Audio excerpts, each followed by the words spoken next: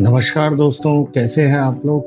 दोस्तों, अगर चैनल को सब्सक्राइब नहीं किया हो तो प्लीज़ सब्सक्राइब कर लीजिए, जिससे मेरी आने वाली जितनी भी वीडियोज़ हैं, वो उसका नोटिफ़िकेशन आपको मिलता रहे और कोई भी वीडियोज़ आपसे ना छूटे। और दोस्तों, प्लीज़ लाइक और शेयर करना मत भूलना। दोस्तों, अगर बचपन में याद होगा जब हमसे कोई गलती हो जाती थी, तो पिताजी की डाँट ना पड़े या माँ की डाँट ना पड़े, तो इसलिए थोड़ा जब हम उनके सामने आते थे, तो हम बहुत कोशिश करते थे कि हमारे चेहरे से, हमारी बॉडी लैंग्वेज से पता ना लगे, लेकिन माँ-बाप को पता लग ही जाता था। जैसे कोई अपराधी होता है, अगर वो कोई जुर्म करता है, तो पुलिस उसके हाव-भाव को, उसके बात करने के तरीके को एनालाइज़ करती है और पता लगा लेती है कि ये झूठ बोल रहा है या सच। आज की कहानी भी कुछ इसी तरीके से है। दोस्तों, कहानी शुरू करने से पहले ये आप एक वीडियो देखिए। इस लिफ्ट में आप देख रहे हैं कि 2 लड़के एंटर करते हैं लिफ्ट में और ये 10 सितंबर की घटना है। उसमें से एक लड़का अपने चेहरे को बार-बार साफ करता है और हँसते हुए दूसरे से कुछ पूछता है। और इनको देखने से क्या आपको लगता है कि ये 10 से 15 मिनट पहले एक ब्रूटल मर्डर करके आए, एक कत्ल करके आए हैं? शाम का समय है, 5 बजे का।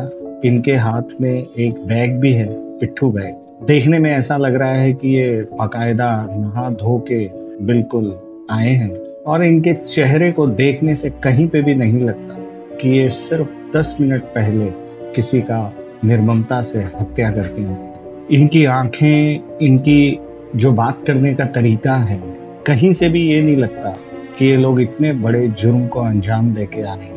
ये कहानी है हैदराबाद की। हैदराबाद में एक इलाका पड़ता है कुकटपल्ली।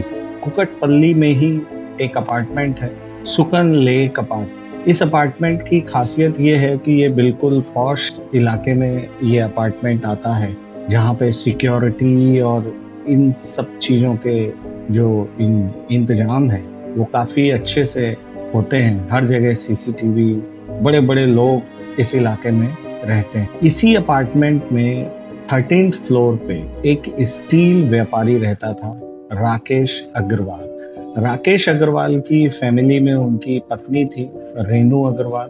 उनके 2 बच्चे थे, जो कि आप तो जानते ही हैं कि आजकल बच्चे स्कूल से सीधा ट्यूशन, फिर कोचिंग, फिर शाम को ही वक्त मिलता है तो 6-7 बजे घर आते थे। इस बीच सिर्फ रेनू अग्रवाल घर में अकेली रहती। 10 सितंबर की ये बात है। 10 सितंबर को रेनू अग्रवाल अपने घर में अकेली थी और अमूमन ये देखा गया है कि जब घर में अकेली हैं तो हस्बैंड अगर बाहर काम कर रहे हैं तो 1-2 बार 3 बार वो कॉल घर पे कर ही लेते हैं। तो इसी तरीके से राकेश अग्रवाल जो है, उनका काफ़ी सालों से एक आदत थी कि वो घर पे 2-3 बार कॉल कर लिया करते थे। इस बीच अगर उनकी पत्नी कभी बाथरूम में हो या किचन में हो या बाजू में किसी के घर गई हो, तो फ़ोन नहीं उठा पाती थी, लेकिन थोड़ी देर बाद कॉल बैक कर लिया करती थी मिस कॉल देख के। 10 सितंबर को भी राकेश अग्रवाल ने अपनी पत्नी को कॉल किया। शाम का वक्त था, 4 बजे, लेकिन कोई कॉल नहीं आया। तो राकेश अग्रवाल ने यही सोचा कि चलो कहीं पे व्यस्त होंगे तो थोड़ी देर बाद कॉल आ जाएगा। लेकिन काफ़ी देर बीत जाने के बाद और काफ़ी सारे कॉल्स कर लेने के बाद भी जब कॉल नहीं आया तो राकेश अग्रवाल ने यही सोचा कि कुछ न कुछ गड़बड़ है। वो रास्ते में भी, क्योंकि वो निकल चुके थे, क्योंकि जब उन्हें अंदेशा हुआ कि क्या बात है, वो कॉल क्यों नहीं उठा रही हैं, तो ऑफिस से घर की तरफ वो निकल जाते हैं। रास्ते में भी कई बार वो कॉल करते हैं, लेकिन कोई कॉल नहीं उठाता। अब मन में अजीब-अजीब बातें लेके राकेश अग्रवाल घर पहुंचते हैं, 13th फ्लोर पे पहुंचते हैं, दरवाज़ा खटखटाते हैं, लेकिन कोई भी जवाब उन्हें नहीं मिला। काफ़ी देर ट्राई करने के बाद वो सोसाइटी के ही काफ़ी सारे मेंबर्स को इसकी सूचना देते हैं। वहाँ पे 4-5 लोग भी आ जाते हैं और वो लोग भी काफ़ी कोशिश करते हैं कि दरवाज़ा किसी तरीके से खुल जाए, लेकिन जब नहीं खुलता तो अंत में एक प्लम्बर को बुलाया जाता है। तो बाजू में प्लम्बर जो है वो किसी तरीके से बालकनी की साइड का दरवाज़ा वो ओपन करता है और वहाँ से एंट्री लेता है और फिर अंदर का दरवाज़ा खोलता है। अब सभी लोग, जो लोग वहाँ थे, वो सभी लोग कमरे में एंटर करते हैं। जैसे ही वो एंटर करते हैं, उनकी चीखें निकल जाती हैं, क्योंकि वहाँ रेनू अग्रवाल की लाश पड़ी और चारों तरफ खून, बिस्तर पे खून, दीवारों पे खून और बाजू में ही एक कुकर पड़ा था। कुकर का जो तला है वो बिल्कुल अंदर की तरफ धंसा हुआ था। इसको देखने से लग रहा था कि जो वार किया गया है वो इसी कुकर से हमलावरों ने वार किया।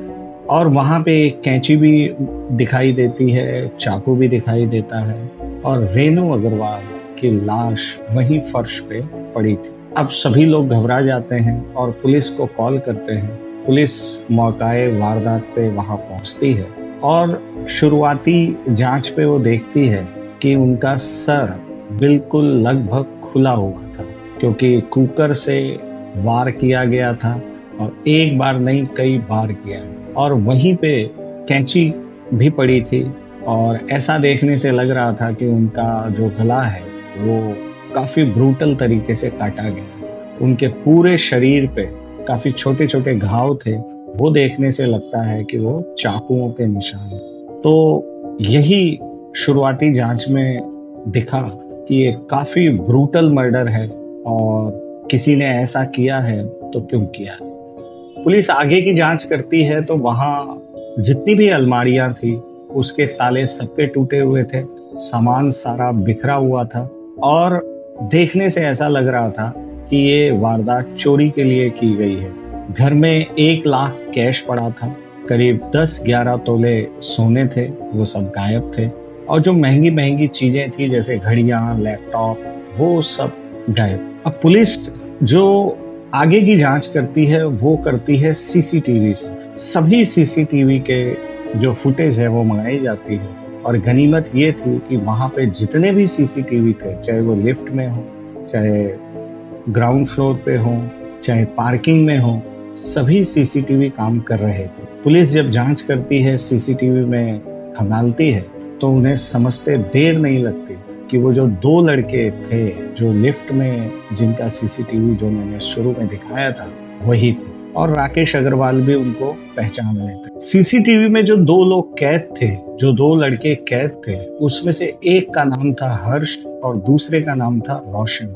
हर्ष जो है सिर्फ 11 दिन पहले ही उसने राकेश अग्रवाल के यहाँ नौकर के तरीके से काम करना शुरू किया था और वो आया था एक कोलकाता की प्लेसमेंट एजेंसी है उसके द्वारा।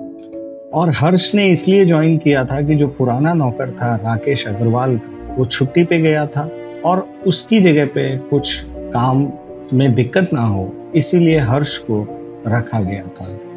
आज 10 दिसंबर को हर्ष का 11वां दिन था और उसने 11वें ही दिन ऐसा कांड कर दिया। और जो रोशन था वो उसी अपार्टमेंट में 14वीं मंजिल पे काम करता था नौकर के तरीके से। और दोनों में एक खास बात ये थी कि हर्ष और रोशन दोनों रांची से थे। झारखंड का एक शहर है रांची, वहां से दोनों थे। इसीलिए हालांकि 11 दिन पहले ही हर्ष आया था, लेकिन उसकी दोस्ती रोशन से इसलिए भी हो गई, जल्दी हो गई कि दोनों एक ही जगह से थे। फिर पार्किंग का सीसीटीवी खंगाला गया।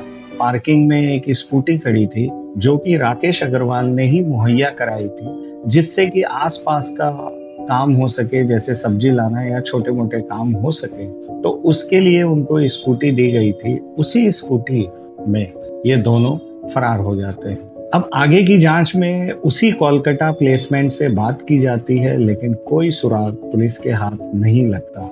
और पुलिस को ये तो पता था कि ये दोनों जो हैं वो रांची से हैं, तो पुलिस की कई टीमें बनाई गई, हैदराबाद पुलिस की, जिसमें से एक टीम को रांची भेजा गया। अब रांची में 1-2 दिन बीत जाते हैं, लेकिन हर्ष और रोशन का कोई भी सुराग नहीं लगता। इसी बीच सोशल मीडिया और न्यूज़ में काफ़ी तेजी से ये खबरें वायरल हुई कि एक रेनू अग्रवाल 50 साल की महिला का मर्डर ब्रूटल तरीके से कर दिया गया और उसके पीछे ये 2 शख्स का हाथ है और उनकी तस्वीरें भी वायरल हो रही थी।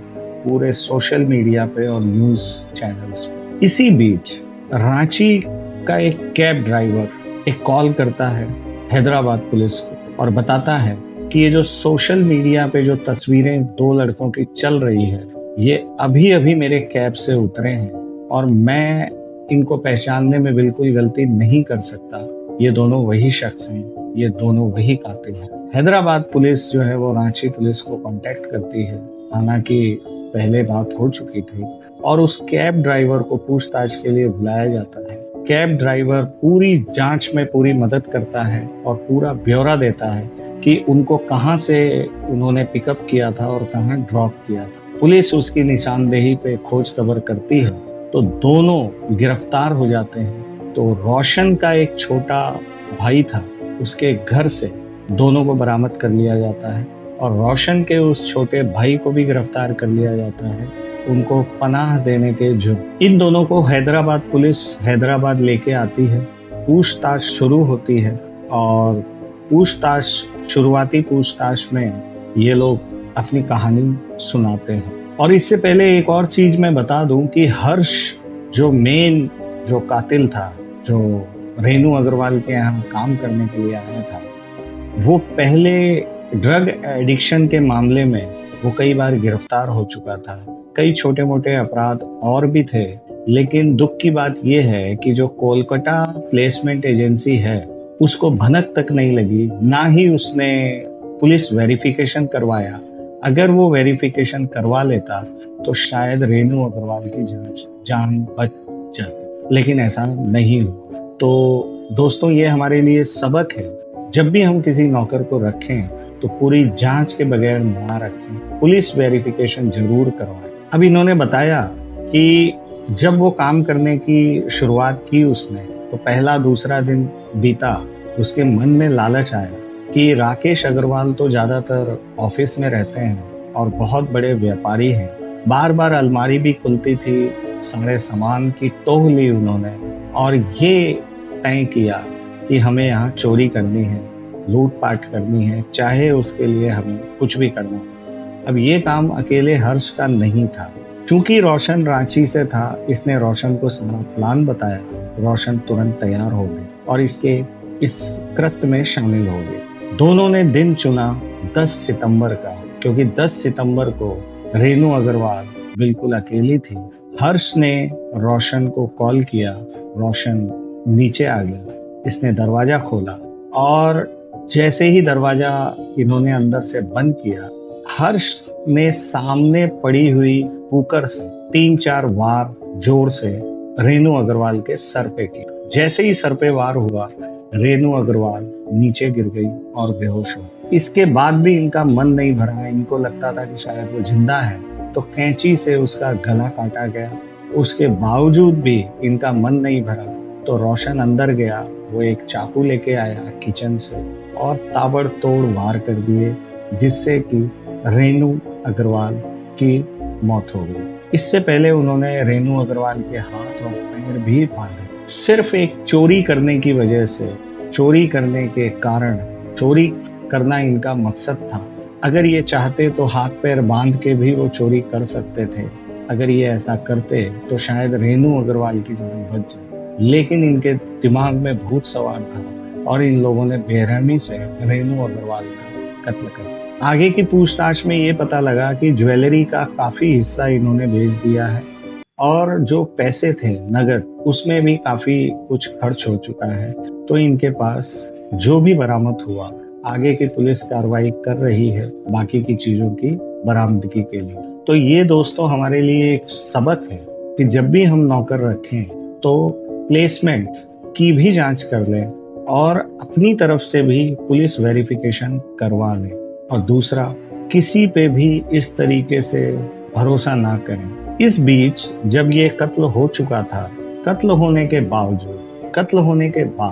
ये बाथरूम में गए हैं, क्योंकि खून के छींटे इनके पूरे शरीर पे लगे हुए थे और दोनों ने बारी बारी से बाथरूम में जाके नहाए। नहाने के बाद इन लोगों ने बाकायदा परफ्यूम लगाया। परफ्यूम लगाने के बाद ये लोग आराम से, जैसे कुछ नहीं हुआ, और ये लोग लिफ्ट में एंटर होते हैं उसी बैग के साथ, बैग में सारा सामान भरा हुआ था और इत्मीनान से ये लोग निकल जाते हैं। कोई शिकन नहीं, कोई चेहरे पे घबराहट नहीं। तो जो मैंने दिखाया लिफ्ट में आपको जो फोटो, ये लोग नहा धो के बाकायदा परफ्यूम लगा के और आए थे। इनको कहीं से भी देखने से ऐसा नहीं लगता था कि 10 मिनट पहले ही ये कत्ल करके आए। तो दोस्तों, अभी ये लोग दोनों पुलिस कस्टडी में हैं। आगे की कार्रवाई जैसे अपडेट आता है मैं आपको जरूर बताऊं। तो दोस्तों, यही इजाजत लेता हूँ। आशा करता हूँ ये कहानी अच्छी लगी होगी और मिलते हैं एक नई कहानी के साथ। तब तक के लिए अगर चैनल को सब्सक्राइब नहीं किया तो प्लीज सब्सक्राइब कर लीजिए, जिससे मेरी आने वाली जो भी वीडियोस हैं वो आप तक पहुंचते रहे। तब तक के लिए अपना ध्यान रखें। नमस्कार।